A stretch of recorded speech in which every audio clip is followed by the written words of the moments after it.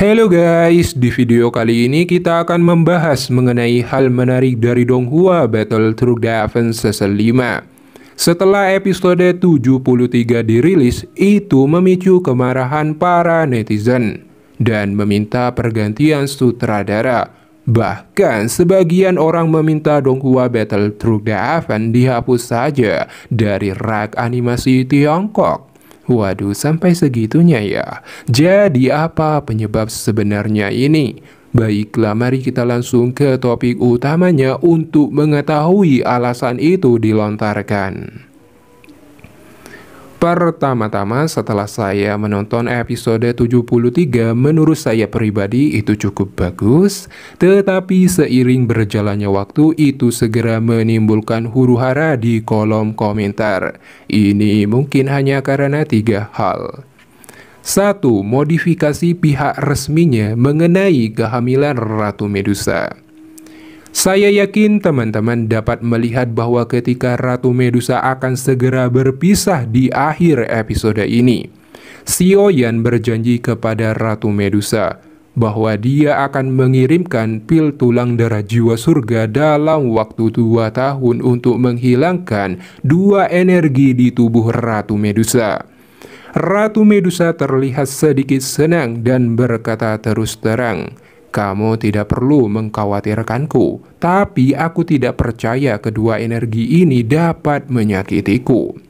Dan apa arti perkataan ini, guys? Hal ini menunjukkan bahwa sutradara masih tidak mengubahnya setelah dimarahi karena modifikasi sebelumnya, dan masih tidak mau mengikuti karya novelnya. Dalam arahan novelnya, apakah ada 2 energi yang bertabrakan di tubuh Ratu Medusa, guys? Jelas tidak ada. Bahkan bisa dikatakan tidak ada sama sekali. Ratu Medusa jelas sedang hamil dan dia sedang mengandung anak Xiaoyan.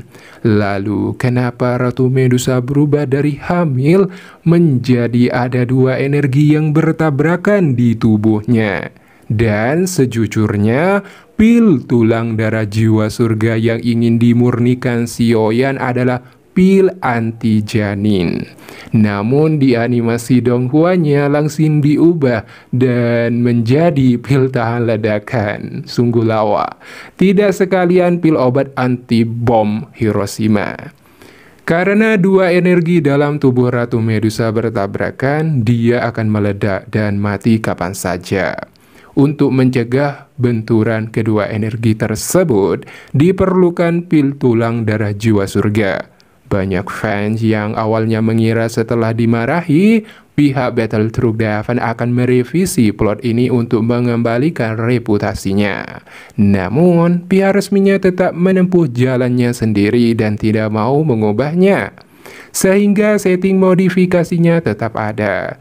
Sejujurnya saya juga tidak paham apa maksud dari perubahan ini. Kenapa harus dirubah?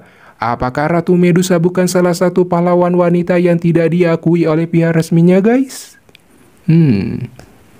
Oke. Kedua, plot akhir sakti racun Dokter Peri Kecil tidak ada dan diabaikan.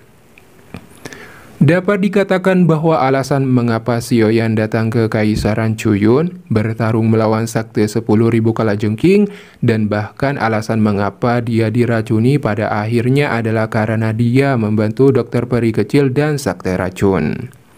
Akibatnya perang akhirnya berakhir. Sakti racun menjadi sakti besar dan lebih kuat dari sakti manapun di Kekaisaran Jiama. Maksudnya di barat laut mungkin.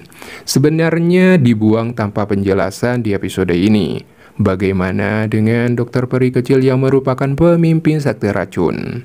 Dapat dikatakan bahwa dia mengikuti Xiaoyan langsung ke Akademi Jianan di wilayah sudut hitam tanpa menyebutkan saktinya. Seakan-akan tidak mempunyai sakti, guys. Dan ini bisa dikatakan sangat tidak masuk akal. Setidaknya Dokter Peri Kecil harus membuat pengaturan untuk sakti racunnya dengan mengatakan bahwa dia tidak lagi bertanggung jawab atas urusan sakti tersebut, bahkan jika dia membubarkan sakti racun. Tetapi dia langsung mengabaikannya. Bagaimana bisa saktinya sendiri hanya mengikuti orang lain tanpa memperdulikan apapun? Siapa yang selanjutnya akan bertanggung jawab atau memimpin sakti racun? Dan kemana mereka harus pergi mulai sekarang? Oleh karena itu, banyak netizen yang merasa pihak resminya tidak melakukan tugasnya dengan baik dan gagal menjelaskan apa yang seharusnya dijelaskan. Tapi kalau menurut saya pribadi, penjelasan ini mungkin akan dijelaskan di episode 74. Ya, pembukaan itu mungkin. Ketiga, jika sutradara tidak diganti, itu akan menimbulkan masalah besar ke depannya. Kini, setelah tayangnya episode 73, bisa dikatakan pihak Battle Through the Heaven dimarahi habis-habisan guys.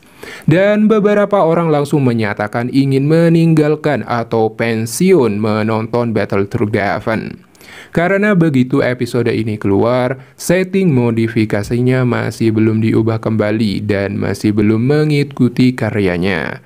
Dan hal ini tidak bisa ditolerir oleh para penggemar, sehingga mereka mengkritik dan mengejek pihak resminya dengan berbagai cara. Selain itu, begitu episode ini keluar, itu menandakan bahwa Ratu Medusa resmi offline untuk waktu yang lama. Dan banyak orang bahkan kurang berminat untuk melanjutkan untuk menonton donghua ini. Kini nampaknya jika sutradara tetap tidak mengubah alur ceritanya dan tidak mengikuti karyanya, netizen khawatir akan menimbulkan masalah besar ke depannya guys. Tidak hanya akan menyebabkan semakin banyak orang yang meninggalkan donghua ini, tetapi juga akan menyebabkan reputasi Battle Through the Heaven terpuruk, terutama untuk karyanya sendiri. Apalagi skor donghua ini masih 5,7. Sebenarnya ini tergantung apakah pihak resminya bersedia mengubahnya dan mengikuti karyanya.